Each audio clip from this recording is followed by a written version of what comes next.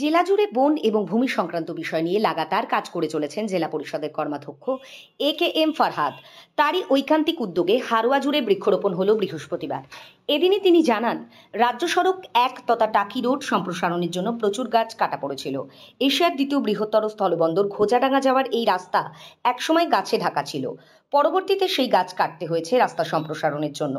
এবার সেই রাস্তা পিডব্লিউডির অনুমতি নিয়ে টাকি রোডের ধারে আবার হাজার হাজার গাছ লাগানোর অঙ্গীকার করলেন উত্তর চব্বিশ পরগনা জেলা পরিষদের বন এবং ভূমি কর্মাধ্যক্ষ এ.কে.এম. ফারহাদ।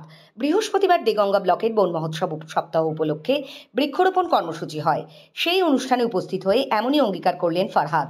প্রকল্প মমতা বন্দ্যোপাধ্যায়ের ভাবনা, তার চেতনা, তার মননে, তার সম্প্রীতি যে একটি গাছ লক্ষাধিক প্রাণ, এবং সেই কাজ ত্বরান্বিত করার জন্য আজকে হারোয়া জুড়ে, বসিরহাট জুড়ে আমরা এখানে আজকের বাস্তবায়িত করলাম। সমস্ত ডিএফও অফিসার, আমাদের পুলিশের অফিসার থেকে শুরু করে জনপ্রতিনিধি, পঞ্চায়েত সমিতির সভাপতি, সহকারী সভাপতি এবং সবাইকে নিয়ে, বনভূমি কর্মাধ্যক্ষ, প্রধান সবাইকে নিয়ে আজকে আমরা এই প্রোগ্রাম সাকসেসফুলিভাবে পালন করলাম।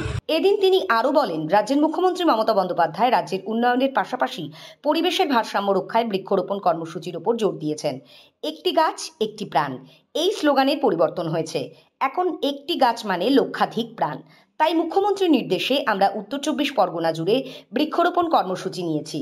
পাশাপাশি রোপণ করা বৃক্ষগুলির পরিচর্যা করে বড় করে তোলা এবং যেসব বৃক্ষ আছে সেগুলির রক্ষা করাও আমাদের সকলের নৈতিক কর্তব্য। তাই আমাদের সকলকে এই কাজে এগিয়ে আসতে হবে।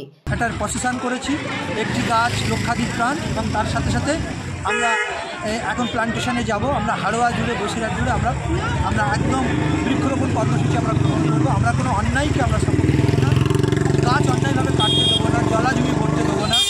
আমরা একদম সঠিক কাজই করব। যেহেতু এখন এই টাকি রোড সম্প্রসারণের জন্য গাছ কাটা গেছিলো, সেটা আমরা পিডব্লিউডির কাছে আবেদন করেছি, তারা আমাদের পারমিশন দেবে। তারপর আমরা এখানে হাজার হাজার গাছ আমরা পুঁতবো। আজকে আমরা প্রায় 10,000-এর মতন গাছ আমরা পুঁতছি। আমাদের জেলা পরিষদের সভাধিপতি এবং তিনি আমাদেরকে শুভেচ্ছা পাঠিয়েছেন। বাংলার মানবিক মুখ্যমন্ত্রীর ভাবনা, তার চেতনাগুলোকে আমরা প্রতিফলিত করা এবং সবুজশ্রীর ভাবনা দিকে দিকে ছড়িয়ে দাও, মমতা বন্দ্যোপাধ্যায়ের উন্নয়ন দিকে দিকে ছড়িয়ে আমরা তুলেছি।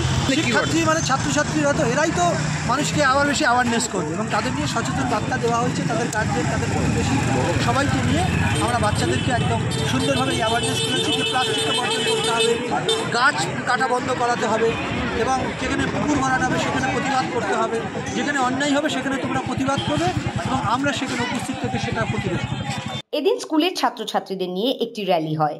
পরবর্তীতে মানুষের মধ্যে গাছ বিতরণ এবং কয়েকশো গাছ লাগানো হয়। এদিনের অনুষ্ঠানে এ.কে.এম. ফারহাদ ছাড়াও উপস্থিত ছিলেন দেগঙ্গা ব্লকের তৃণমূল কংগ্রেসের সভাপতি আনিসুর রহমান সহ অন্যান্য জনপ্রতিনিধি ও তৃণমূল নেতাকর্মীরা। Bureau report, digital news Bangla.